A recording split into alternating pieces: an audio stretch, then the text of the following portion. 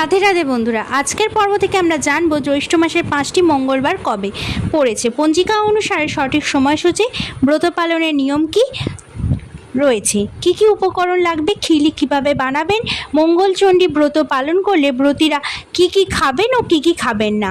কথিত আছে যে স্ত্রীলোক জয় মঙ্গলবার ব্রত পালন করে তার পরিবারের সমস্ত রকমের বিপদের হাত থেকে রক্ষা পাওয়া যায়। কখনো জলে ডোবে না, কখনো আগুনে পড়ে না, কোনো অস্ত্রের ঘায়ে মরণ হয় না, আর হারালেও ফিরে পায়।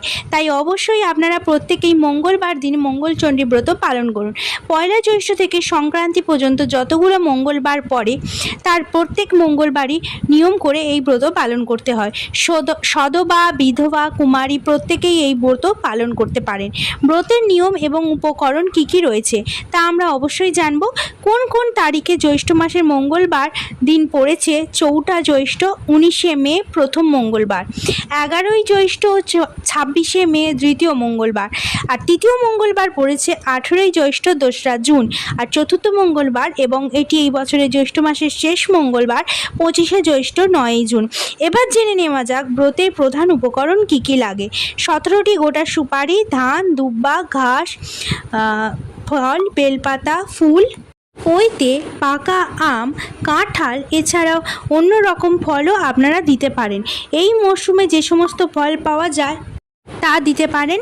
তার সাথে একটি খিলি লাগে। খিলি কিভাবে বানাবেন? খিলি বানাতে লাগবে 17টি তুলসী পাতা, 17টি আমন ধানের চাল, 17টি মুগ করা, 17টি জব, 1 টুকরো কলা পাতায় মুড়ে খিলি তৈরি করতে হবে। এটি আপনারা বাড়ি থেকে তৈরি করে পুজো দিতে যাবেন মন্দিরে। ওই সমস্ত উপকরণ, খিলি আর কিছুটা সন্দেশ দেবেন। এই সমস্ত উপকরণ দিয়ে আপনারা মায়ের কাছে মন্দিরে পুজো দিয়ে আসতে পারেন। আর যদি বাড়িতে পুজো করেন তাহলে শুদ্ধ বস্ত্র পরে প্রথমে স্নান করে নেবেন, করে নিয়ে ঠাকুরঘর পরিষ্কার করে নেবেন। তারপর আপনারা প্রথমেই কিন্তু আলপনা দিয়ে নেবেন। আলপনায় অবশ্যই পদ্মফুল আঁকবেন এবং তার মাঝখানে কতগুলো ধান ছড়িয়ে নেবেন। তার উপরে বসাতে হবে ঘট। একেই মঙ্গলচণ্ডীর মঙ্গল ঘট বলা হয়। ওই ঘটেই আপনারা পুজো করবেন। যদি মা মঙ্গলচণ্ডীর মূর্তি বা ছবি থেকে সেটি বসাতে পারেন, অথবা এই ঘটে পুজো করলেও হবে। ওই ঘটের গায়ে সিঁদুর দিয়ে স্বস্তিক চিহ্ন এঁকে নিতে হবে। তারপর ঘটে জল ভর্তি করে তার উপরে রাখতে হবে 2টি পান পাতা ও 1টি কলা। ঘটে যেমন আম্রপল্লব দেয়া হয় তেমন দেবেন। তার উপরে আপনারা এই 2টি পান পাতা এবং কলা রাখবেন। এরপরে নৈবেদ্য সাজিয়ে নেবেন। ঘটের পাশেই রাখবেন ভাড়া। ওই সময় যে সমস্ত ফল পাওয়া যায় তা দিয়ে আপনারা ফলের ভাড়া সাজাবেন। লাগবে 2টি আম, কলা, লেবু, লিচু, জামরুল, খেজুর, আম, কাঁঠাল এবং সুপারি। এই সমস্ত ফলের মধ্যে আপনারা যে কোনো রকম 5টি ফল দিলেও হবে।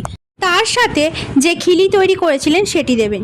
এইভাবে নৈবেদ্য সাজানো হয়ে গেলে আপনারা পূজার মন্ত্র রয়েছে সেই মন্ত্র উচ্চারণ করবেন। হাতে ফুল একটি আর বেলপাতা নিয়ে মন্ত্র যথা ওং হিং মঙ্গল চণ্ডিকা ওই দেব্যই নমঃ এই মন্ত্র 3 বার করে মনে মনে উচ্চারণ করে মায়ের চরণে ফুল আর বেলপাতা অর্পণ করবেন অথবা ঘটে অর্পণ করবেন। এরপর প্রণাম মন্ত্র জপ করবেন। ওং মঙ্গলে শিবে সর্বাদ্য সাধিকে শরণ্যে ত্রম্বকে গৌরী নারায়ণী নমস্তুতে। এই মন্ত্র উচ্চারণ করেও ফুল আর বেলপাতা ঘটে অর্পণ করবেন। এরপর ধূপ আর প্রদীপ দেখিয়ে মায়ের আরতি করবেন এবং আপনাদের পুজো সম্পন্ন হবার পর আপনারা হাতে 3 গাছ দুর্ব নেবেন এবং 1টি ফুল নেবেন, নিয়ে মায়ের ব্রতকথা পাঠ করবেন অথবা ব্রতকথা শ্রবণ করবেন। তারপরে কিন্তু প্রথমে খিলি খেয়ে তারপর জল খেয়ে উপবাস ভঙ্গ করবেন। তবে খেয়াল রাখবেন খিলি খাওয়ার সময় সেটি দাঁতে লাগানো যাবে না বা চেবানো যাবে না। খিলিটাকে কলা দিয়ে মেখে গিলে খেতে হয়।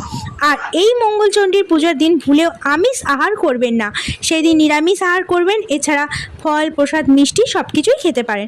আশা করি আপনাদের ভিডিওটি উপকারে আসবে। সম্পূর্ণ ভিডিওটি দেখার জন্য অসংখ্য ধন্যবাদ।